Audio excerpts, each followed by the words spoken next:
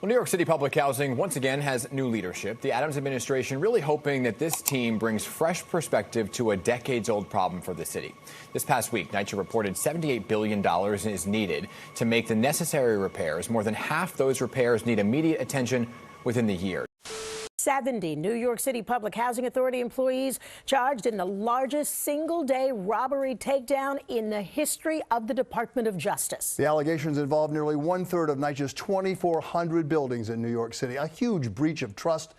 The workers accused of taking $2 million in kickbacks from contractors. The U.S. Attorney's Office calls it a classic pay-to-play scheme. Those alleged payoffs, $500 here, $2,000 there, doesn't sound like much, but over time adds up. One retired super who once worked at a complex, a NYCHA complex in Brooklyn, she allegedly took $15,000 in bribes, calling all of this, quote, her side hustle.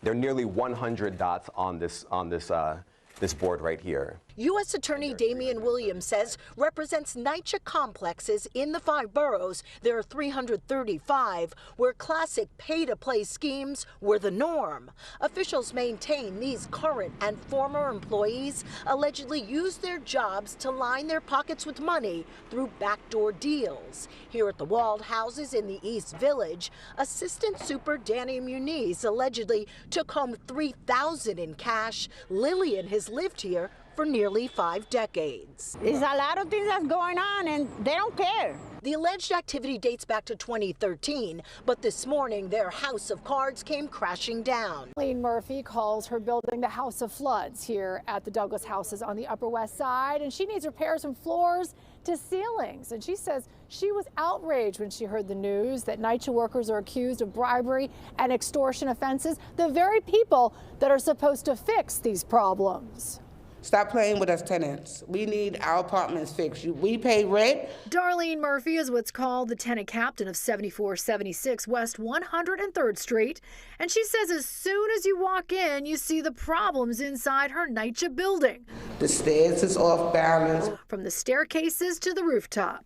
It needs to be fixed. Murphy says she is closely following developments on the investigation into up to 70 New York City Housing Authority employees arrested Tuesday for alleged bribery and extortion.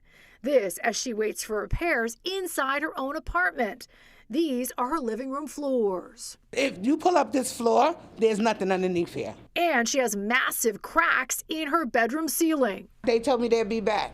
They told me that they would have Have they come back? No. Carmen Quinones is the tenant president here at Douglas Houses, and she's been reaching out to Pix 11 for years to get repairs for her neighbors. I'm not surprised. Where's the money? Where's the money for all of these repairs that need to be done? Well, questions being raised tonight about a new pilot program that'll give migrant families a reloadable prepaid credit card. Some migrant families will soon be given prepaid credit cards to buy food and baby supplies. The mayor's office says the city is partnering with Mobility Capital Finance to launch a more cost-effective program. According to the New York Post, this pilot program will cost the city $53 million. We're just giving this migrant population more free stuff at the expense of New York City taxpayers. These contracts were valued at under $10,000, but they involve essential work in NYCHA buildings, such as plumbing or window repairs.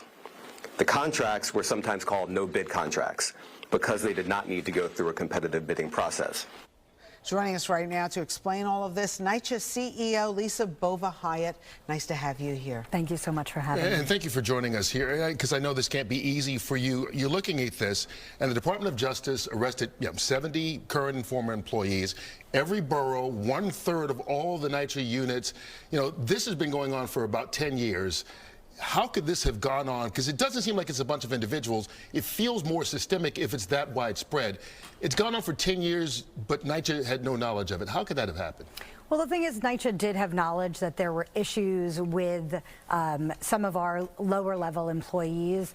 We worked very collaboratively with the Department of Justice, specifically with DOI and our Inspector General, to really root out this type of behavior. And really today and yesterday is a defining moment for NYCHA. We have absolutely no tolerance for this type of behavior. It just can't happen. public housing is too important to New York. We house 1 in 16 New Yorkers, so we have to do better, and our employees have to do better. If you look at the math of it, they say $2 million in bribes on $13 million in contract. That's the 15% really, when you do the math, of 15 cents out of every dollar. You know, that's a big part of the NYCHA budget. So what I don't understand is, this has been going on for at least 10 years, right? At least. There was a federal monitor overseeing NYCHA for 5 of those years. How did this still continue with the federal monitor overlooking things? You know what, in fairness both to NYCHA and the federal monitor, the reality is when people are accepting bribes, they can be very, very tricky about things. And it takes the, collaboration with law enforcement to really root it out. And we saw yesterday that when you look at the complaints and you see that it's been going on, some people, it was $3,000 3 years ago. Maybe they took a bribe and they realized, okay, this is not, for me. But the reality is once you go down that bad path, you're betraying our residents, you're betraying NYCHA, you're betraying your colleagues, and you're betraying the city of New York. So does this explain why it takes so long, if it ever gets done, to fix anything in a NYCHA apartment? We hear about no air conditioning, no heating for months, mold, rats, you name it, repairs not getting done. Now will they get done? So interestingly, when you look at the U.S. Attorney's press conference, they say that the work actually did get done. On what timetable? It doesn't happen. So, like in the private world, things get done in a timely manner, not years. So NYCHA is a very large public housing authority that has suffered from decades of disinvestment. So we work on the elevators, the heat. We've made incredible strides. I think that all government is a waste of taxpayer money.